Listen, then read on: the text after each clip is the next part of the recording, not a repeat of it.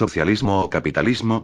La verdad es un tema que causó mucha controversia y hasta una guerra fría que fue más caliente que fría. Sin embargo, no voy a hablar de lo que para mí es el verdadero capitalismo, ese capitalismo de Estado que usaron los países actualmente ricos para desarrollarse, sino que voy a usar el capitalismo que todo el mundo tiene por sentado que es el correcto y que ese se debe seguir, el capitalismo de libre mercado, liberal o simplemente ese que dice que el mercado debe de seguir su curso normal y que todo debe de ser privado, y es que la verdad, tenemos tan sentado en nuestras cabecitas de que ese es el verdadero capitalismo, que cuando oímos la palabra expropiar, nos dan 3 paros cardíacos. Sí, hablaré de ese capitalismo. A ver, primero empezaré describiendo estas dos ideologías opuestas de forma básica y digerible. El socialismo, a diferencia de lo que muchos creen, dice que todos los bienes de producción, como las tierras o fábricas y servicios, eso incluye casas, calles, e infraestructuras y servicios como la salud y la educación serán estatales, mientras que los bienes personales son de cada persona, o sea privados, como tu comida, tu auto o tu teléfono, por lo que hay una especie de compra y venta, así que si utilizaban el dinero, y el capitalismo que tocaré en este vídeo, dice que el Estado no debe de intervenir en el mercado y que debe de seguir su libre camino, haciendo que todo medio de producción o bien personal sea privado, y que se deben de repartir las riquezas a través de la compra y la venta. Esta fue una explicación breve, y ahora pasaré a explicar mejor mis puntos del por qué el socialismo me parece mucho mejor que el capitalismo que estoy tomando en este vídeo.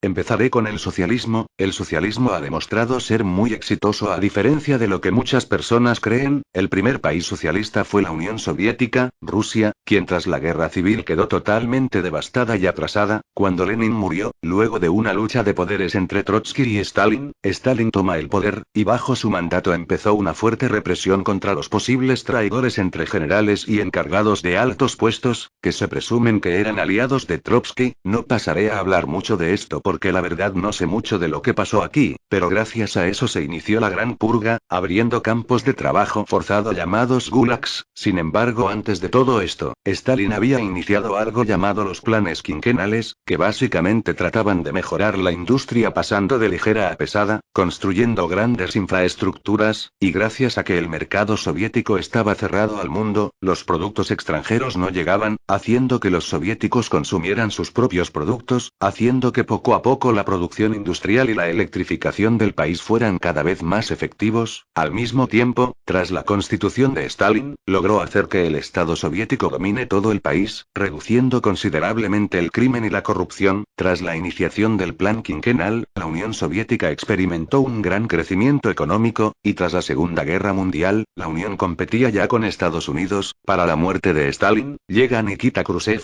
quien tras su mandato la agricultura logró experimentar un gran avance, al mismo tiempo que el Estado soviético garantizaba la sanidad y educación gratuitas para todo el país, y derechos laborales que protegían a los trabajadores, haciendo que sus jornadas laborales en promedio sean de 8 horas, si los trabajos eran muy duros puede ser reducido incluso hasta 4 horas, la esperanza de vida subió de 40 a 80 años más o menos en tan solo 4 décadas, e incluso los soviéticos tenían un índice de ingesta calórica superior a muchos países occidentales, incluso mayor que Estados Unidos. La industria estaba a niveles bastante altos, y aunque en el mandato de Leonid Brezhnev, la industria y agricultura se vieron bastante afectadas, lograron mandar el primer satélite al espacio, crear la primera vacuna y eliminar a una enfermedad por completo, la viruela, aunque bueno, en el mandato de Leonid Brezhnev, tras el apartamiento de la industria y la agricultura para invertir todo en el sector militar, empezó una decaída, y cuando murió, la Unión quedó tambaleando, cosa que los otros líderes siguientes de la URSS terminaron de empeorar, y todo culminó con el traidor Mikhail Gorbachev,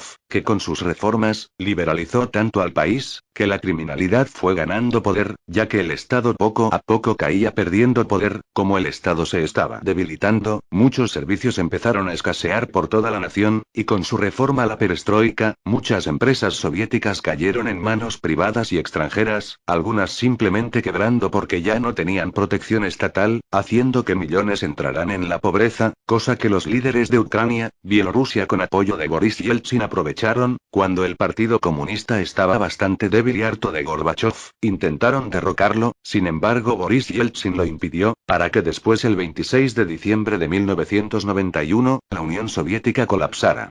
ignorando el final de la Unión Soviética, aunque no todo el mérito económico se lo lleva el socialismo, ya que sin la intervención y protección del Estado soviético nada de esto hubiera sido posible. Lo mismo aplica con los países capitalistas, el capitalismo no serviría para nada sin la intervención de un Estado, pero volviendo al socialismo, esta razón es una por la cual el socialismo sí que funcionó, otra podría ser China o los países de Europa del Este, aunque los países de Europa del Este no se molestaron en intervenir en las industrias, solo en subsidiarlas y poco más. Sus políticas sociales eran del todo envidiables. En el documental Nostálgicos de la RDA, se explica esto, y en cuanto a China, este país, bajo el mandato de Mao Zedong, no empezó a sucumbirse en la pobreza por culpa del socialismo, sino porque Mao, al notar que la URSS quería controlar China indirectamente como Mongolia, dejó de lado ese modelo soviético, y adoptó su propio modelo, el maoísmo, el gran salto hacia adelante, que significó todo un retroceso y estancamiento de la economía china, ya que no se invirtió nada en la industria, los métodos de agricultura eran tan ineficaces que se creó una gran hambruna china, y su modelo industrial era básicamente quemar hierro hasta volverlo inútil. Sin embargo, llega Deng Xiaoping, quien estudió en la Universidad de Moscú, y se inspiró en Lenin, llega al poder y empezó a aplicar su propia política, que era una especie de capitalismo de Estado socialista, utilizando al pueblo de Shenzhen como su cebo para las industrias extranjeras con la condición de la presencia de un socio chino, mientras que a través de intervencionismo se creó industrias estatales protegidas por el Estado, actualmente siendo el Estado chino su más grande accionista con el 50% de sus acciones, copiándose por medio de espionaje industrial de las otras potencias. Así, dentro de poco tiempo, China se convirtió de ser un país pobre y que solo producía baratijas, a ser la segunda potencia económica, o mejor dicho la primera, ya que China ya superó a Estados Unidos.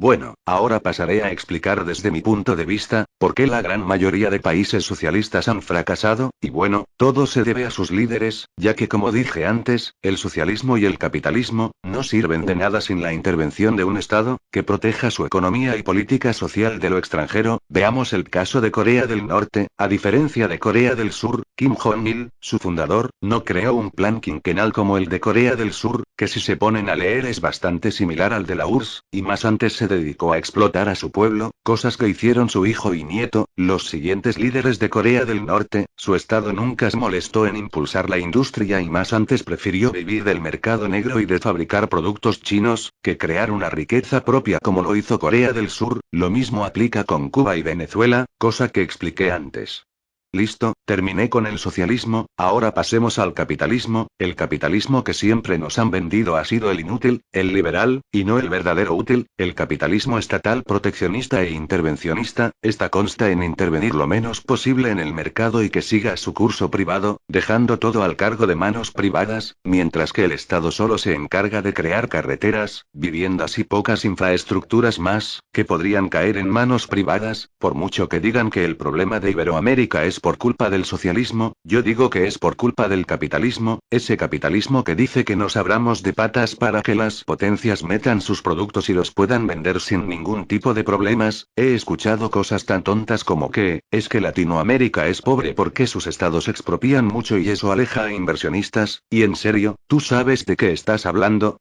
Pondré un solo ejemplo. En mi país, Colombia, es mucho más fácil abrir un negocio, y evadir impuestos, que en Estados Unidos, que atrévete a impagar tus impuestos a ver si no te desvalijan la casa. Y no, el Estado colombiano no expropia nada. Literalmente en mi pueblo, todo lo que hay son empresas privadas y una constructora títere de una constructora más grande, y el Estado no interviene en absolutamente nada. En cambio, en Alemania por ejemplo, que protegen tanto su economía, que en la crisis del 2008, endeudaron países europeos para salvar a su propia economía, y obliga a países como España a invertir millones de euros para salvar a sus pésimos inversionistas. O sea, ¿cuándo has visto un país de Iberoamérica haciendo eso? Así que, ¿Iberoamérica es pobre por el socialismo o por el capitalismo? Y ojo que solo hablo del capitalismo liberal, ese que nos venden, no el capitalismo de Estado que usaron los países ricos para desarrollarse. Sea como sea capitalismo o sea socialismo, ninguna de estas dos ideologías funcionan sin un Estado que las controlen, y que el socialismo mata de hambre.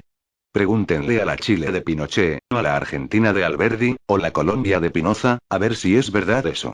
Soy un socialista rojo, y me despido.